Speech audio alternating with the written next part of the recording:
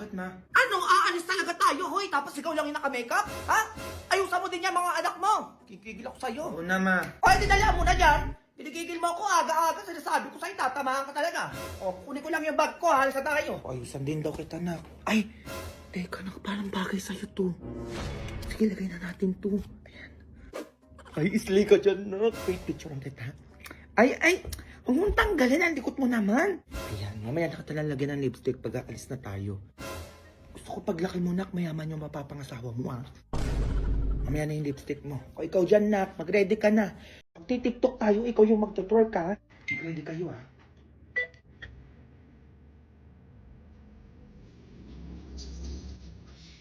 Nak, ikaw yung mag-twerk.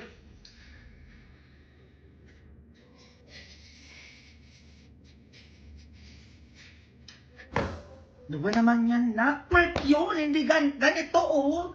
Yung gaganon, ano ba naman yan? Hindi nakikinig. Hoy, bata ka. Ma, Bibi pa lang yung mga yan. Ba't itong pinapagalitan yung mga anak mo? ay wala, ma. Anong wala-wala, umayos ka dyan. Ay, ano yan? Ay, bakit nakalashes yung anak mo? Sabi mo, maayusan ko. Ay, wala ko sinabi. Lagyan mo ng mga ganyan-ganyan. Ay wala ba, ma? Tako ko talaga. Paano kung mabulag tong anak mo nang gigigil ako sa'yo? Oh, ang laki pa na nilagay mo. Nakikita mo to? Grabe, paano mo naisip to na ilagay sa mata ng anak mo? Kung nabulag yun, sino gagastos? Ha? Sino? Ako, di ba? Ma, Kakatiktok mo yan. Teka, eto ka, ma, hindi na maulit. Etong sa'yo. Tanga talaga tong batang to. Okay, the seminar reading report and report. Ma, nasa klase ako. Tanga-tanga ka. Yung baon mo na, iwan mo na naman dito. O sige, madalhin mo na lang dito. Ma'am, tumawag lang po kasi yung mama ko. Give me your phone. Right now. Hello. Ma'am, Nanay to ni Junjun? ay, ma'am, yes po ma'am, nanay po ni Junjun. Okay. Kukumpiskan ko to sa cellphone ni Junjun. Ay, ma'am, wag naman po ganun, ma'am. No! Bawal mag-cellphone sa klase ko. Kaya pumunta ka dito para kunin mo yung cellphone ng anak mo. Ma'am, wait. Ganun pala, ma. Hintayin mo ako dyan. A few moments later. Hello po ma'am, magandang hapon po. Nanay ba yan ni Junjun? Yes po ma'am. Did you know, mother, yung anak nyo, bagsak sa subject ko, tapos ganyan pa yung gagawin sa klase ko? Bagsak ma'am? Ma'am, kaya po ako napatawag nung nagkaklase po kayo kasi po yung taong po ni Junjun, naiwan niya po. Bawal nga po mag-cellphone sa school, lalo na kapag klase. Apo ma'am, sorry po. Ay, ito yung cellphone ng anak nyo. Last chance niya na to. Kapag nahuli ko pa nagsa-cellphone yan sa klase ko, baka ipatanggal o ibagsak ko pa siya dito sa school na to. Nagkakaintindihan po ba tayo? Ay, tanggal po agad ma'am. Sige po. Excuse me. Hello? Ay, paano ba yan ma'am? Nag-cellphone po kayo. Ay, bakit tumawag lang yung nanay ko? Kala ko ba bawal mag-cellphone sa school na to? Ano gagawin natin ngayon yan ma'am? At tumawag lang yung nanay ko eh. No, give me your phone. Madam naman. Hello? Nanay to ng teacher na to? Pumunta ka sa bahay namin at kunin mo yung cellphone ng anak mo. Bawal mag-cellphone sa school, nagkakaintindihan. Nanay, kayo naman ipapatawag sa bahay namin. Wait, Junjun! A few moments later. Ma, si ma'am nandito na. Madam? Oh, asan yung nanay mo? Ay, ako na lang po yung kukuha ng cellphone ko. Aupo ka dito. Ay, ito yung cellphone mo. Salamat po. Last time yan ha. Pag nahuli pa kita nagsa-cellphone sa school nyo, alam mo na yon. Opo, madam. Paano pala yung grades ni Junjun sa'yo, ma'am? Di ba bagsak yan sa'yo?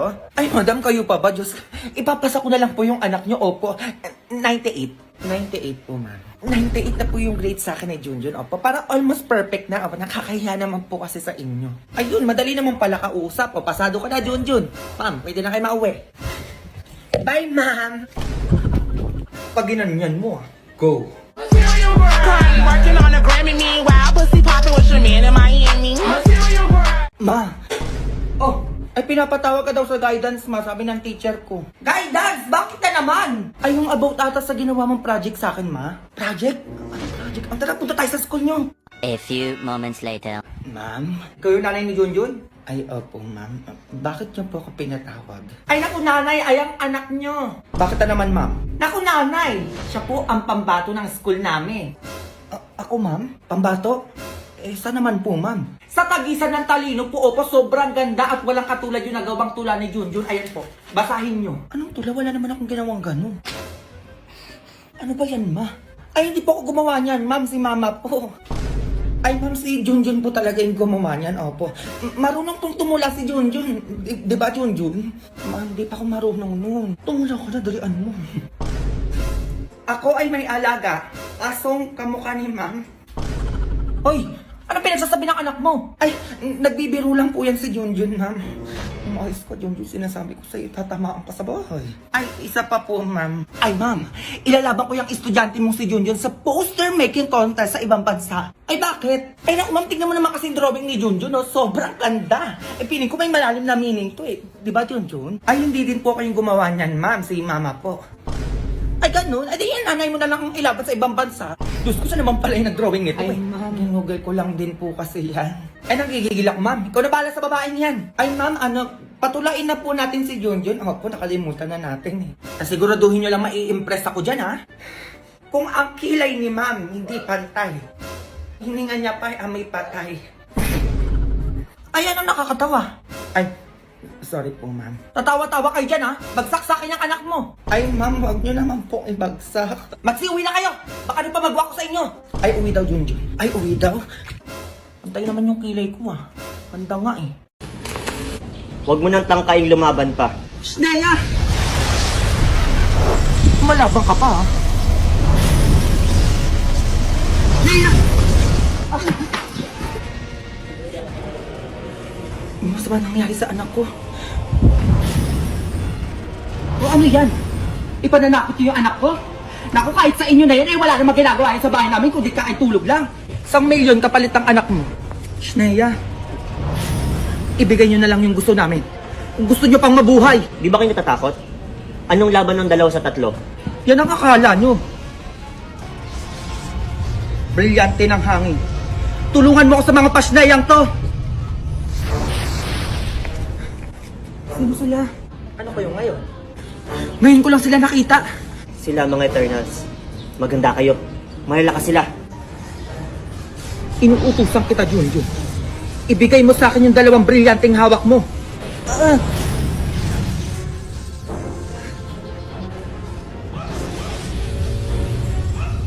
Ina, si Junjun. Ang brilyante pa ng diwa. Halika, tulungan mo yung anak ko.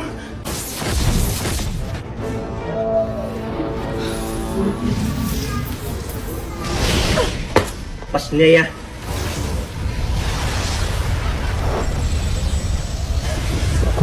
Naramdaman ng brilyante ko na malakas sila. Ina, takas yata si Basing. Hindi siya pwede makatakas. Sa kabilang iskinito pumunta si Basing. Sundan mo.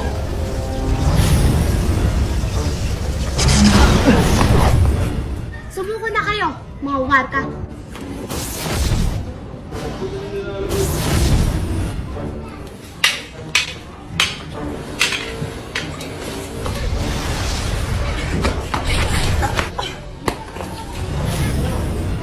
Inuutusan ko kayo.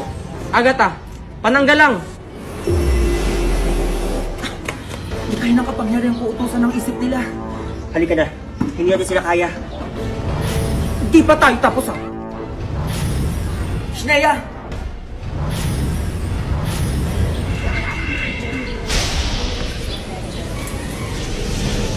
Ligtas na kayo ni Junjun. Kailangan na namin umalis.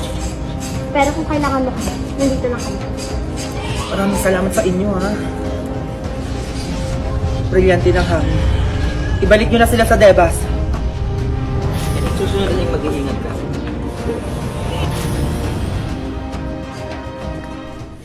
Ano na pala mo? Muwi ka doon, nagigigil ako sa'yo kung saan kasi nagpupunta. Ito na nga, uwi na nga, oh. Dalian mo, maggugas ka doon, ha? Uy, si Mars. Uy, Mars, utang mo pala. Sakto papunta ako sa bahay niyo. Mars, sakto, ito, oh. Salamat, ha? O, ayan, 10,000 to, oh. Mars, next time ulit, ha? Pautangin mo ko. Basing, next time mo mukha mo. Tsaka mo talaga, eh, no? Dali-dali mo lang mauto, oh. Hindi nyo talaga ako tinitigilan, ha? Manda kayo.